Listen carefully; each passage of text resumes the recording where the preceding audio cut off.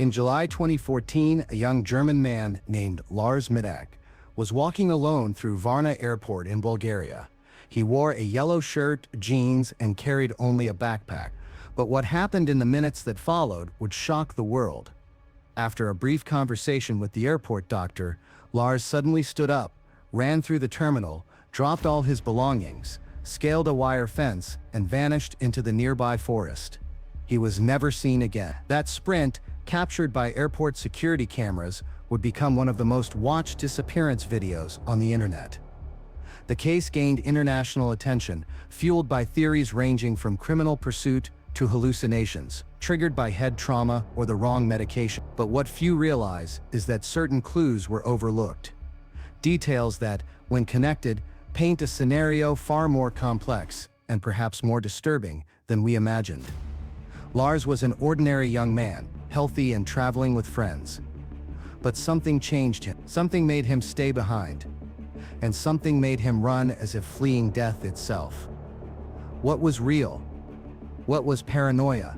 And what perhaps was neglected by those meant to help? Like this video, subscribe to the channel, and let us know in the comments, what do you think was the clue everyone missed in Lars Mittank's final moment?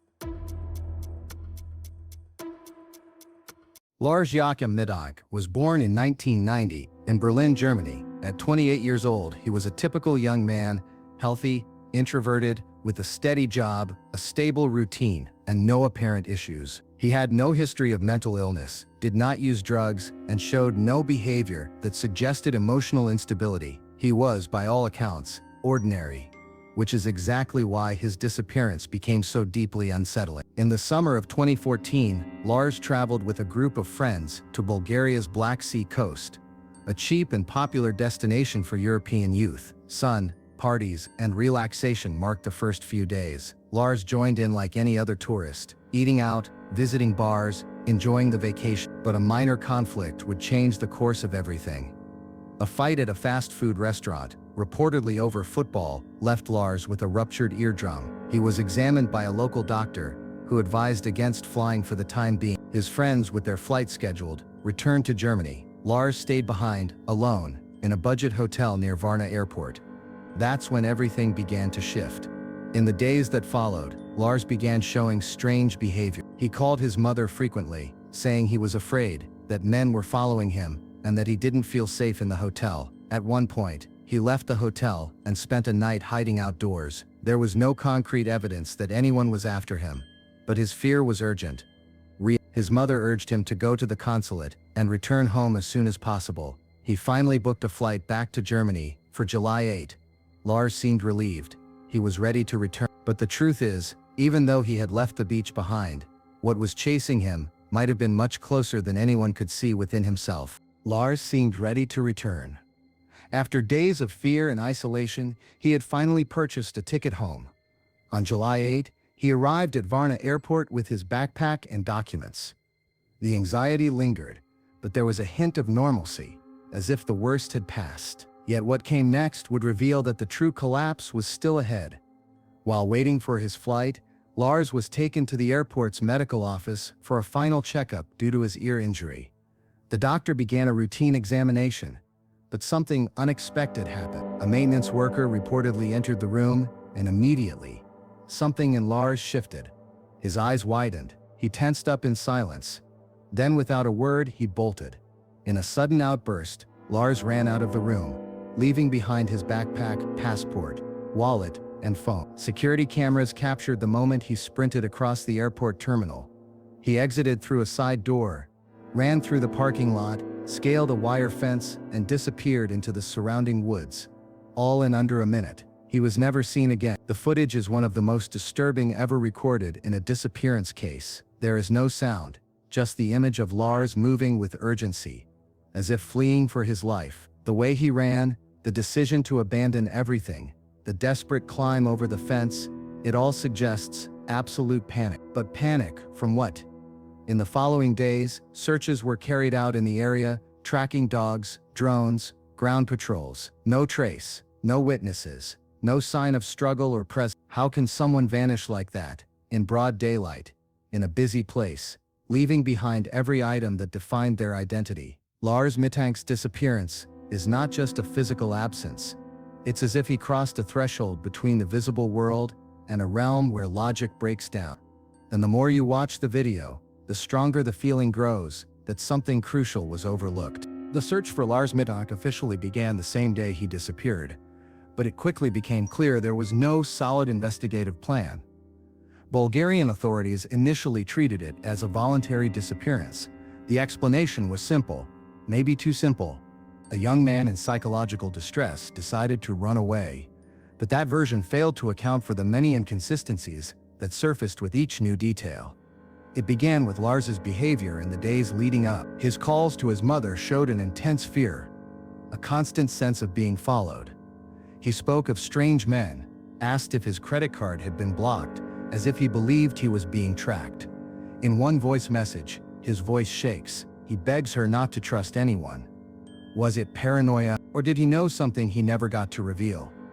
Another dark point, the hotel where he stayed. Reports say Lars left during the night, slept outside, and later refused to return. He said the place wasn't safe. Some believe something serious may have occurred there.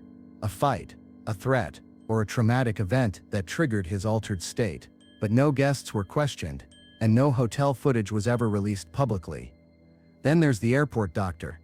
He claimed Lars was calm until a maintenance worker entered the room, but this man was never identified. Who was he? Why was he there at that moment? Did he say something that triggered Lars's fear, or was his mere presence enough to spark the final panic? Another overlooked detail is the medication prescribed to Lars for his ear. The antibiotic ceftriaxone. In rare cases, it can cause severe neurological side effects, confusion, agitation, even hallucinations. No one checked for an adverse reaction. No toxicology screening. No in-depth medical evaluation. The investigation failed at a crucial point. It treated Lars's case as too simple to be complex, but his disappearance is a maze of possibilities, and every time a lead is ignored, the truth, or what remains of it, slips further away. The failures in the investigation left a vacuum, and where answers are absent, theories multiply. Everything the authorities didn't explore became fuel for the internet. Amateur sleuths, forums, YouTube channels, and behavioral analysts began dissecting every second of the video, every move Lars made, every word he said to his mother. What emerged was a wide range of possibilities, some plausible, others extreme, but all with one thing in common: the sense that something in this case doesn't add up. One widely discussed theory is that Lars became involved, while in Golden Sands, with local criminals, perhaps linked to drug trafficking, private security, or tourist extortion. Had he witnessed something and threatened, his voice filled with fear, the hotel escapes, the sense of being followed, all could point to real danger. But no concrete evidence has ever surfaced, and no criminal group has been officially linked to the case. Another common hypothesis involves a psychotic break, triggered by trauma or medication. The blow to his ear, isolation, stress, and a possible reaction to the antibiotic may have caused a severe dissociative episode. His airport behavior then could have been pure panic, a mind collapsing from within. This theory aligns with the official version, but it still raises questions. How could someone in such a state run so fast, scale a fence, and vanish within seconds? There are also those who believe third parties were involved at the airport. Some theories point to human trafficking, a covert abduction, or even a cover-up. The man who entered the doctor's room, still unidentified, became a central figure in this version. What if he wasn't a staff member? What if Lars's fear was justified, but no one bothered to investigate? Lastly, there's the most somber and silent hypothesis that Lars, running from everything, others, or himself, died somewhere in the forest, near the airport, exhausted, disoriented, mentally overwhelmed. But if so, why has his body never been found, despite intense search efforts in the days that followed? The theories pile up. None are definitive, none bring closure. What remains is the unease of a disappearance that seems to conceal something deeper, something that everyone felt, but no one could prove. If you found yourself caught up in the theories and want a dedicated video analyzing them, from the wildest to the most plausible, comment below, new video. If enough of you ask, we'll make it. Because the Lars Mittank case is far from over, and in 2025, the silence surrounding his name remains deafening. More than a decade has passed since his last sprint through Varna airport.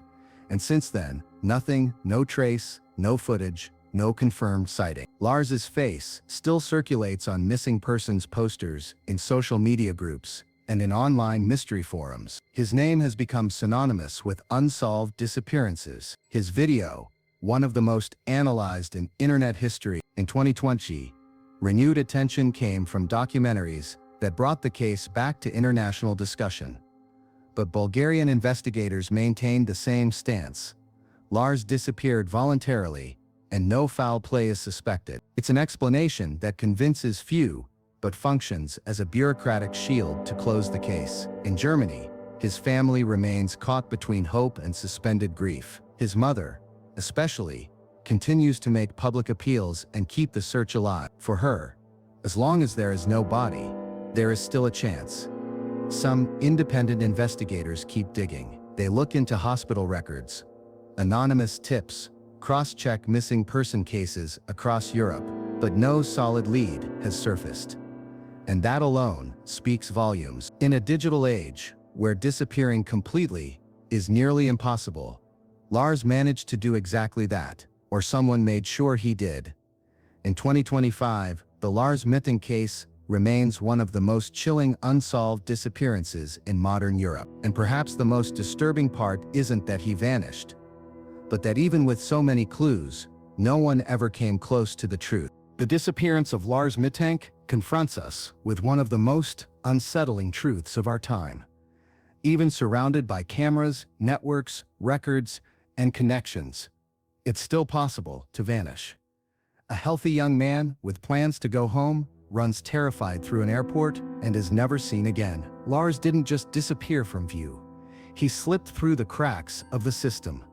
Between weak explanations, flawed investigations, and unexplored theories, what remained was a void, a missing body, an unfinished story, a mother still waiting, and a video that keeps asking, what really happened in those final moments?